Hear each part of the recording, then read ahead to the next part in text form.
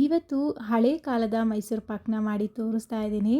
ಹಿಂದೆ ಎಲ್ಲ ನಾವು ಚಿಕ್ಕವರಿದ್ದಾಗ ಮೈಸೂರು ಪಾಕ್ ಅಂದರೆ ಮರಳು ಮರಳಾಗಿ ಒಳಗಡೆ ಎಲ್ಲ ಈ ಥರ ಪದ್ರ ಪದ್ರವಾಗಿರ್ತಿತ್ತು. ಈ ಮೈಸೂರು ಪಾಕ್ ತಿನ್ನೋದಕ್ಕೇ ತುಂಬ ರುಚಿಯಾಗಿರುತ್ತೆ. ನಮ್ಮನೇಲಂತೂ ಇದು ಆಲ್ ಟೈಮ್ ಎಲ್ಲರ ಫೇವ್ರೇಟ್ ಅಂತಲೇ ಹೇಳ್ಬೋದು. ತುಂಬ ಚೆನ್ನಾಗಾಗುತ್ತೆ. ಅಳತೆ ಒಂದು ಕರೆಕ್ಟಾಗಿ ಇದ್ಬಿಟ್ರೆ ಮೈಸೂರು ಪಾಕ್ನ ಫಸ್ಟ್ ಟೈಮ್ ಮಾಡೋರು ಕೂಡ ಚೆನ್ನಾಗಿ ಮಾಡ್ಬೋದು. ಬನ್ನಿ ಪ್ರತಿಯೊಂದನ್ನು ಸಹ ಅಳತೆ ಪ್ರಕಾರ ಹೇಳ್ತಾ ಹೋಗ್ತೀನಿ, ನೀವು ಮಾಡೋದನ್ನು ಕಲಿಯೋರಂತೆ. ಮೊದಲಿಗೆ ಒಂದು ಬೌಲ್ ಇಟ್ಕೊಂಡು ಇದಕ್ಕೆ ಯಾವುದಾದ್ರೂ ಒಂದು ಕಪ್ ಅಥವಾ ಲೋಟದಲ್ಲಿ ಅಳತೆ ಮಾಡ್ಕೊಳ್ಳಿ. ನಾನಿಲ್ಲಿ ಕಪ್ಪಲ್ಲಿ 2 ಕಪ್ ಆಗೋಷ್ಟು ಕಡಲೆ ಹಿಟ್ಟನ್ನು ಹಾಕ್ಕೊಂಡು ಈ ಥರ ಜರಡಿ ಆಡ್ಕೊಳ್ತಾ ಇದ್ದೀನಿ. ಕಡಲೆ ಹಿಟ್ಟನ್ನು ಜರಡಿ ಆಡೋದ್ರಿಂದ ಅದರಲ್ಲಿರುವಂತಹ ಗಂಟುಗಳೆಲ್ಲ ಒಡೆಯೋದಲ್ಲದೆ ನಾವು ಮೈಸೂರು ಪಾಕ್ ಮಾಡಬೇಕಾದ್ರೆ ನೀಟಾಗಿ ಮಿಕ್ಸ್ ಆಗುತ್ತೆ. ಹಾಗಾಗಿ ನಾನು ಕಡಲೆ ಹಿಟ್ಟನ್ನು ಜರಡಿ ಆಡಿಟ್ಕೊಂಡು ಇದಕ್ಕೆ ಮೊದಲಿಗೆ 1 ಕಪ್ ಆಗೋಷ್ಟು ತುಪ್ಪನ ಹಾಕ್ಕೊಳ್ತಾ ಇದ್ದೀನಿ. ತುಪ್ಪ ಬದಲಾಗಿ ನೀವು ಪೂರ್ತಿ ಎಣ್ಣೆಲೂ ಸಹ ಮಾಡ್ಕೋಬೋದು. ನಾನಿವತ್ತು ಸ್ವಲ್ಪ ತುಪ್ಪ ಹಾಗೆ ಎಣ್ಣೆ ಎರಡನ್ನೂ ಸೇರಿಸಿ ಮಾಡ್ಕೊಳ್ತಾ ಇದ್ದೀನಿ. ಈಗ 1 ಕಪ್ ಆಗೋಷ್ಟು ತುಪ್ಪನ ಹಾಕ್ಕೊಂಡು ಕೈಯಲ್ಲೇ ಹಿಟ್ಟನ್ನು ಚೆನ್ನಾಗಿ ಮಿಕ್ಸ್ ಮಾಡ್ಕೋಬೇಕು. ಅಂದರೆ ಕಡಲೆ ಹಿಟ್ಟು ಪೂರ್ತಿಗೆ ನಾವು ಹಾಕಿರುವಂತಹ ತುಪ್ಪ ಎಲ್ಲ ಚೆನ್ನಾಗಿ ಹೊಂದ್ಕೊಬೇಕು. ನೋಡಿ ಈ ಥರ ಮಿಕ್ಸ್ ಮಾಡಿ ಇಟ್ಕೊಂಡಿದ್ದೀನಿ. ನೆಕ್ಸ್ಟ್ ಈಗ ಇದಕ್ಕೆ ಅರ್ಧ ಕಪ್ ಆಗೋಷ್ಟು ಎಣ್ಣೆ ಹಾಕ್ಕೊಳ್ತಾ ಇದ್ದೀನಿ. ಎಣ್ಣೆ ಸ್ಮೆಲ್ ಇಲ್ಲದೆ ಇರೋದನ್ನು ಬಳಸಬೇಕು.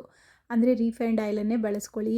ಸನ್ಫ್ಲವರ್ ಆಯಿಲು ಅಥವಾ ಕಡಲೆಕಾಯಿ ಎಣ್ಣೆ ಇದನ್ನೆಲ್ಲ ಹಾಕ್ಕೊಂಡ್ರೆ ಸ್ಮೆಲ್ ಬರುತ್ತೆ. ಹಾಗಾಗಿ ಆ ಸ್ಮೆಲ್ ಇಲ್ಲದೆ ಇರುವಂತಹ ಎಣ್ಣೆಗಳನ್ನ ಹಾಕೋಬೇಕು. ನಾನು ಅರ್ಧ ಕಪ್ ಆಗೋಷ್ಟು ಎಣ್ಣೆ ಹಾಕ್ಕೊಂಡು ಈಗ ಇದನ್ನು ಒಂದೊಳ್ಳೆ ಟೆಕ್ಸ್ಚರ್ ಬರೋವರೆಗೂ ಮಿಕ್ಸ್ ಮಾಡ್ಕೋಬೇಕು. ಅಂದರೆ ಪೂರ್ತಿ ನಾನು ತೋರಿಸ್ತೀನಿ ನೋಡಿ, ಕ್ರೀಮ್ ಥರ ಆಗಿದೆ. ಎಲ್ಲೂ ಸಹ ಕಡಲೆ ಹಿಟ್ಟಲ್ಲಿ ಸ್ವಲ್ಪನೂ ಸಹ ಗಂಟಿಲ್ಲ. ಈ ಥರ ಇದನ್ನು ಮಿಕ್ಸ್ ಮಾಡಿ ಇಟ್ಕೋಬೇಕು. ಇದು ಇಷ್ಟು ಹದ ಇದ್ದರೆ ಸರಿ ಹೋಗುತ್ತೆ. ತುಂಬ ಗಟ್ಟಿನೂ ಇರಬಾರ್ದು, ತುಂಬ ತೆಳುವಾಗಿಯೂ ಸಹ ಇರಬಾರ್ದು. 2 ಕಪ್ ಆಗೋಷ್ಟು ಕಡಲೆ ಹಿಟ್ಟಿಗೆ 1 ಕಪ್ ತುಪ್ಪ, ಅರ್ಧ ಕಪ್ ಆಗೋಷ್ಟು ಎಣ್ಣೆ ಹಾಕ್ಕೊಂಡು ಇಟ್ಕೊಂಡಿರೋದು. ನೆಕ್ಸ್ಟ್ ಈಗ ಇನ್ನೊಂದು ಪಾತ್ರೆಯಲ್ಲಿ 1 ಕಪ್ ಆಗೋಷ್ಟು ಎಣ್ಣೆ ಹಾಕ್ಕೊಂಡಿದ್ದೀನಿ. ನಾನು ಮೊದಲೇ ಹೇಳ್ದಂಗೆ ನೀವು ಪೂರ್ತಿ ತುಪ್ಪದಲ್ಲಿ ಮಾಡೋದಾದರೆ ಟೋಟಲಾಗಿ 2.5 ಕಪ್ ಆಗೋಷ್ಟು ತುಪ್ಪ ತಗೊಳ್ಳಿ. ನಾನು ಎಣ್ಣೆ ಮತ್ತು ತುಪ್ಪ ಎರಡರಲ್ಲೂ ಮಾಡ್ತಿರೋದ್ರಿಂದ 1 ಕಪ್ ತುಪ್ಪ 1.5 ಕಪ್ ಆಗುವಷ್ಟು ಎಣ್ಣೆ ಬಳಸ್ಕೊಂಡಿದ್ದೀನಿ. ನೆಕ್ಸ್ಟ್ ಸ್ಟೆಪ್ ಈಗ ನಾವು ಯಾವುದಕ್ಕೆ ಮೈಸೂರು ಪಾಕನ್ನ ಹಾಕ್ತೀವಿ ಅಂದರೆ ತಟ್ಟೆಗ, ಬೌಲ್ಗ ಅಥವಾ ಮೌಲ್ಡ್ಗ ಅದಕ್ಕೆಲ್ಲ ಈ ಥರ ಎಣ್ಣೆ ಸವರಿ ಇಟ್ಕೋಬೇಕು.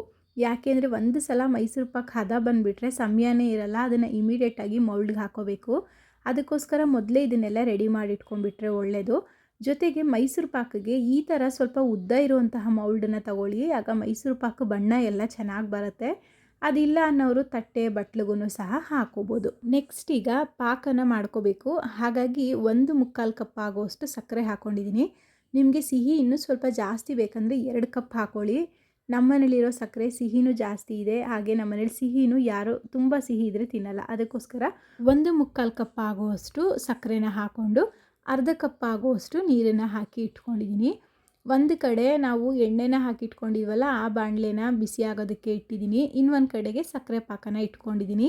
ನಾವು ಮೈಸೂರು ಪಾಕ್ ರೆಡಿ ಆಗ್ತಾಯಿದೆ ಅನ್ನೋ ಟೈಮಲ್ಲಿ ಬಿಸಿ ಬಿಸಿ ಎಣ್ಣೆನ ಹಾಕ್ತಾ ಇರಬೇಕು.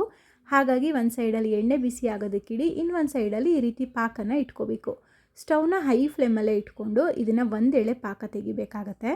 ನೋಡಿ, ಒಂದು 7ರಿಂದ 8 ನಿಮಿಷ ತೊಗೊಳುತ್ತೆ ಅಷ್ಟೇ. 1/4 ಕಪ್ ಸಕ್ಕರೆಗೆ 7-8 ನಿಮಿಷ ಸಾಕಾಗುತ್ತೆ ಪಾಕ ಬರೋದಕ್ಕೆ.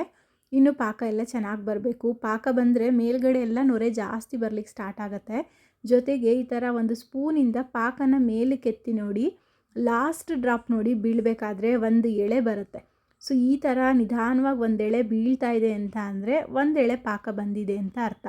ಅದು ಗೊತ್ತಾಗ್ತಾ ಇಲ್ಲ ಅಂದರೆ ಬೆರಳಿಗೆ ಈ ಥರ ಸ್ವಲ್ಪ ಪಾಕನ ತೆಗೆದುಕೊಂಡು ನನ್ನ ವಿಡಿಯೋದಲ್ಲಿ ತೋರಿಸೋ ರೀತಿಯಾಗಿ ಮಾಡಿ. ಈ ಥರ ಒಂದು ಲೈನ್ ಬರ್ತಿದೆ ಅಂದರೆ ಒಂದೆಳೆ ಪಾಕ ಬಂದಿದೆ ಅಂತ ಗೊತ್ತಾಗ್ಬಿಡತ್ತೆ. ಈಗ ಇಮಿಡಿಯೇಟಾಗಿ ಸ್ಟವ್ನ ಲೋ ಫ್ಲೇಮಲ್ಲಿ ಇಟ್ಕೊಂಡು ನಾವು ತುಪ್ಪ ಮತ್ತು ಕಡಲೆ ಹಿಟ್ಟು ಮಿಕ್ಸ್ ಮಾಡಿ ಇಟ್ಟಿದಂತಹ ಮಿಶ್ರಣ ಇತ್ತಲ್ವ, ಅದನ್ನು ಕಂಪ್ಲೀಟಾಗಿ ಇದಕ್ಕೆ ಸೇರಿಸ್ಕೊಂಡ್ಬಿಡಬೇಕು. ಗಂಟು ಏನೂ ಆಗಲ್ಲ. ಆರಾಮಾಗಿ ನಿಧಾನವಾಗಿಯೇ ಮಾಡ್ಕೊಳ್ಳಿ. ಈ ಮಿಶ್ರಣ ಸೇರಿಸ್ತಿದ್ದಾಗೇ ಚೆನ್ನಾಗಿ ಕೈ ಆಡಿಸ್ಕೊಳ್ತಾ ಬರಬೇಕು. ಇವಾಗ ಸ್ಟಾರ್ಟ್ ಮಾಡಿದ್ವಿ ನಾವು ಕೈ ಆಡಿಸೋದಕ್ಕೆ ಅಂದರೆ ಕಂಟಿನ್ಯೂಸ್ ಆಗಿ ಮೈಸೂರು ಪಾಕ್ ರೆಡಿ ಆಗೋವರೆಗೂ ಸಹ ಸ್ವಲ್ಪನೂ ಗ್ಯಾಪ್ ಕೊಡದೇ ಇರೋ ರೀತಿ ಇದನ್ನು ಚೆನ್ನಾಗಿ ಈ ಥರ ಕೈ ಆಡಿಸ್ಕೊಳ್ತಾನೆ ಬರಬೇಕು. ಹಾಗೆ ಸ್ಟವ್ನ ಲೋ ಫ್ಲೇಮಲ್ಲೇ ಇಟ್ಕೋಬೇಕು. ತುಂಬ ಹೈ ಫ್ಲೇಮೆಲ್ಲ ಇಟ್ಕೋಬಾರ್ದು. ಲೋ ಫ್ಲೇಮಲ್ಲೇ ಇಟ್ಕೊಂಡು ಯಾವುದಾದ್ರೂ ಒಂದು ಉದ್ದ ಇರುವಂತಹ ಸ್ಪ್ಯಾಚುಲಾ ಅಥವಾ ಸೌಟು, ಸ್ಪೂನ್ ಯಾವುದನ್ನಾದರೂ ಇಟ್ಕೊಂಡು ಈ ಥರ ತಿರುಗಿಸ್ತಾ ಬನ್ನಿ. ಮಧ್ಯ ಮಧ್ಯ ಬಿಸಿಯಾಗಿರುವಂತಹ ಎಣ್ಣೆನ ನಾನು ವಿಡಿಯೋದಲ್ಲಿ ತೋರಿಸ್ತೆ ನೋಡಿ, ಈ ಥರ ಸ್ವಲ್ಪ ಸ್ವಲ್ಪನೇ ಹಾಕ್ಕೊಳ್ಳಿ, ತಿರುಗಿಸ್ಕೊಳ್ತಾ ಬನ್ನಿ. ಬಿಸಿ ಎಣ್ಣೆ ಹಾಕೋದ್ರಿಂದ ಕಡಲೆ ಹಿಟ್ಟು ಚೆನ್ನಾಗಿ ಬೇಯುತ್ತೆ. ಹಾಗೆಯೇ ನಮಗೆ ಮೈಸೂರು ಪಾಕು ತುಂಬ ಪದ್ರವಾಗಿ ಒಳಗಡೆ ಎಲ್ಲ ತೂತು ಮೈಸೂರು ಪಾಕು ಅಂತ ಕರಿತಿದ್ವಿ ನಾವು.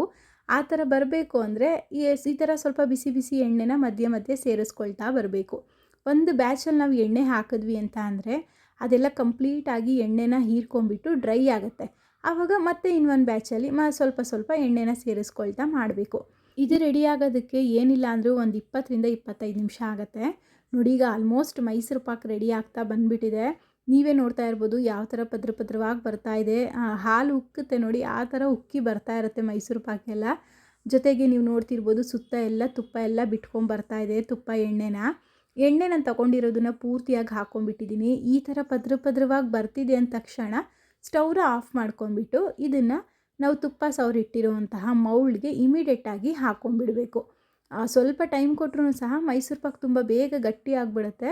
ಹಾಗಾಗಿ ಪಾತ್ರೆಯಿಂದ ಬೇಗ ಮೌಲ್ಡ್ಗೆ ಹಾಕಿಬಿಟ್ಟು ಇದನ್ನು ಈ ಥರ ಒಂದು ಸಮ ಮಾಡ್ಕೊಳ್ಳಿ. ಸಮ ಮಾಡಬೇಕಾದ್ರೆ ಅದನ್ನು ಪ್ರೆಷರ್ ಹಾಕಿ ಮಾಡಬಾರ್ದು. ಪ್ರೆಷರ್ ಹಾಕಿ ಮಾಡಿದ್ರೆ ನಮಗೆ ಮೈಸೂರು ಪಾಕ್ ಒಳಗಡೆ ತೂತು ಬೀಳೋದಿಲ್ಲ. ಅದಕ್ಕೋಸ್ಕರ ಮೇಲ್ಗಡೆನೇ ಸ್ವಲ್ಪ ಲೈಟಾಗಿ ಎಲ್ಲನೂ ಒಂದು ಸಮ ಮಾಡಿಬಿಟ್ಟು ಇದನ್ನು ಒಂದು 1/4 ಗಂಟೆ ಬಿಟ್ಬಿಡಿ.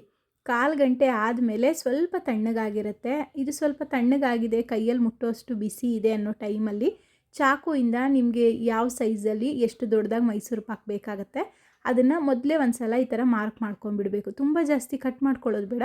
ಜಸ್ಟ್ ಮೇಲ್ಗಡೆ ಈ ಥರ ಮಾರ್ಕ್ ಮಾಡಿಕೊಂಡ್ರೆ ನಮ್ಮ ಮೈಸೂರು ಪಾಕ್ ಚೆನ್ನಾಗಿ ಕಂಪ್ಲೀಟಾಗಿ ತಣ್ಣಗಾದಮೇಲೆ ತೆಗೆಯೋದಕ್ಕೆ ಸುಲಭ ಆಗುತ್ತೆ. ನೋಡಿ, ಆಲ್ರೆಡಿ ಮೈಸೂರು ಪಾಕ್ ಮೇಲ್ಗಡೆ ತಣ್ಣಗಾಗ್ತಾ ಬಂದಿದೆ. ಸೊ ನನಗೆ ಸ್ವಲ್ಪ ಕಟ್ ಮಾಡೋದಕ್ಕೂ ಕಷ್ಟ ಆಗ್ತಾಯಿತ್ತು. ಆದರೂ ನಿಧಾನವಾಗಿ ಈ ಥರ ಕಟ್ ಮಾಡ್ಕೊಂಡ್ಬಿಟ್ಟು ಇದನ್ನು ಈಗ ಪೂರ್ತಿ ತಣ್ಣಗಾಗೋದಕ್ಕೆ ಬಿಡಬೇಕು.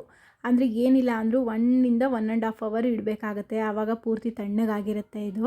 ಇದ್ರ ಮೇಲೆ ಏನು ಮುಚ್ಚೋದು ಬೇಡ. ಜೊತೆಗೆ ಈ ಥರ ಹೈಟ್ ಇರುವಂತಹ ಅಂದರೆ ಉದ್ದ ಇರುವಂತಹ ಮೌಲ್ಡ್ಗೆ ನಾವು ಮೈಸೂರು ಪಾಕನ್ನ ಹಾಕೋದ್ರಿಂದ ಮೇಲೆ ಕೆಳಗಡೆ ಒಂದು ಕಲ್ಲರು, ಮಧ್ಯ ಮಾತ್ರ ನಮಗೆ ಮೈಸೂರು ಪಾಕು ಡಾರ್ಕ್ ಕಲರಲ್ಲಿ ಬಂದಿರುತ್ತೆ.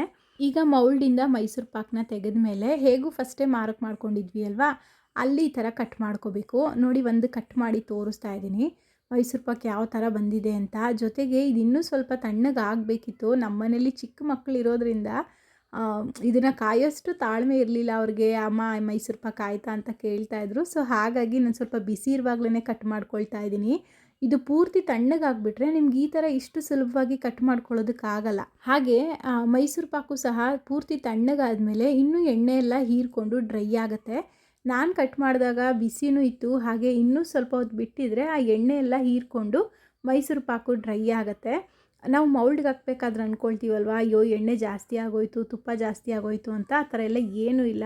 ಮೌಲ್ಡ್ಗೆ ಹಾಕಬೇಕಾದ್ರೆ ಜಾಸ್ತಿನೇ ಇದ್ರೂ ಸಹ ಮೈಸೂರು ಪಾಕ್ ತಣ್ಣಗಾಗ್ತಾ ಆ ಎಣ್ಣೆ ತುಪ್ಪನೆಲ್ಲ ಹೀರ್ಕೊಂಬಿಡುತ್ತೆ. ಹಾಗಾಗಿ 2 ಕಪ್ ಆಗೋಷ್ಟು ಕಡಲೆ ಹಿಟ್ಟಿಗೆ 2.5 ಕಪ್ ಆಗೋಷ್ಟು ತುಪ್ಪ ಅಥವಾ ಎಣ್ಣೆ ಬೇಕಾಗತ್ತೆ. ಅದಕ್ಕಿಂತ ಕಡಿಮೆ ನೀವು ತುಪ್ಪ ಎಣ್ಣೆನ ಹಾಕ್ಕೊಂಬಿಟ್ರೆ, ಅಂದರೆ 2 ಕಪ್ ಆಗೋಷ್ಟು ಕಡಲೆ ಹಿಟ್ಟಿಗೆ 2 ಕಪ್ ಎಣ್ಣೆನೇ ಹಾಕ್ಕೊಂಬಿಟ್ರೆ ಮೈಸೂರು ಪಾಕೆಲ್ಲ ತುಂಬ ಗಟ್ಟಿ ಆಗಿಬಿಡುತ್ತೆ. ತಿನ್ನೋದಕ್ಕಷ್ಟು ಚೆನ್ನಾಗಿರಲ್ಲ. ಜೊತೆಗೆ ಕಟ್ ಮಾಡೋದಕ್ಕೂ ಸಹ ಚೆನ್ನಾಗಿ ಬರಲ್ಲ. ಹಾಗಾಗಿ 2.5 ಕಪ್ ಆಗೋಷ್ಟು ತುಪ್ಪ ಅಥವಾ ಎಣ್ಣೆನ ಹಾಕ್ಕೊಳ್ಳಿ. ನೀವು ನೋಡ್ತಾ ಇರ್ಬೋದು ಮೈಸೂರು ಪಾಕೆಲ್ಲ ಯಾವ ಥರ ಸೈಡಲ್ಲೆಲ್ಲ ಒಂದು ಕಲರ್ ಬಂದು ಮಧ್ಯ ಮಾತ್ರ ಡಾರ್ಕ್ ಕಲರಲ್ಲಿ ಬಂದಿದೆ. ತುಂಬಾ ಚೆನ್ನಾಗಿರುತ್ತೆ. ನಾನು ತೋರಿಸಿರುವಂತಹ ಅಳತೆಯಲ್ಲಿ ಸುಮಾರಾಗಿ 1 kg ಆಗೋಷ್ಟು ಮೈಸೂರು ಪಾಕ್ ರೆಡಿಯಾಗಿದೆ. ಇದೇ ಮೈಸೂರು ಪಾಕ್ನ ನಾವು ಅಂಗಡಿಯಿಂದ ತಂದು ತಿಂತೀವಿ ಅಂತ ಅಂದರೆ ದುಡ್ಡು ಸಹ ಜಾಸ್ತಿ ಆಗುತ್ತೆ. ಇಷ್ಟು ಮನೇಲೇ ಮಾಡಿರೋವಂತಹ ಹೈಜೆನಿಕ್ ಸಹ ಇರಲ್ಲ. ಯಾರಿಗೆಲ್ಲ ಮೈಸೂರು ಪಾಕ್ ಮಾಡೋದು ತುಂಬ ಕಷ್ಟ ಅಂತ ಅನಿಸುತ್ತೆ ಅಂಥವರು ಈ ಥರ ಒಂದ್ಸಲ ಮನೇಲಿ ಸ್ವಲ್ಪ ಕ್ವಾಂಟಿಟಿಲಿ ಟ್ರೈ ಮಾಡಿ ನೋಡಿ. ಖಂಡಿತ ತುಂಬ ಚೆನ್ನಾಗಿ ಬರುತ್ತೆ. ಪಾಕ ಒಂದು ಕರೆಕ್ಟಾಗಿ ಇದ್ಬಿಟ್ರೆ ಈ ಮಾಡುವಂತಹ ಮೈಸೂರು ಪಾಕ್ ಹಾಳಾಗೋ ಚಾನ್ಸೇ ಇಲ್ಲ. 100% ಸರಿಯಾಗಿ ಬಂದೇ ಬರುತ್ತೆ. ತುಂಬಾ ಬಿಸಿ ಇರೋದ್ರಿಂದ ಬಾಯಲ್ಲಿಟ್ಟರೆ ಹಾಗೆ ಕರಗೋಗ್ತಾಯಿತ್ತು. ಅಷ್ಟು ಸಾಫ್ಟಾಗಿ ರುಚಿಯಾಗಿತ್ತು. ನೀವು ಸಹ ನಿಮ್ಮ ಮನೇಲಿ ಈ ಥರ ಮೈಸೂರು ಪಾಕ್ನ ಟ್ರೈ ಮಾಡಿ ನೋಡಿ. ಖಂಡಿತ ಚೆನ್ನಾಗಾಗುತ್ತೆ. ನಿಮಗೂ ಸಹ ಇಷ್ಟ ಆಗುತ್ತೆ. ವಿಡಿಯೋ ಇಷ್ಟ ಆಗಿದ್ದರೆ ಲೈಕ್ ಮಾಡಿ, ನನ್ನ ಚಾನಲ್ನ ಸಬ್ಸ್ಕ್ರೈಬ್ ಮಾಡ್ಕೊಳ್ಳಿ. Thank you.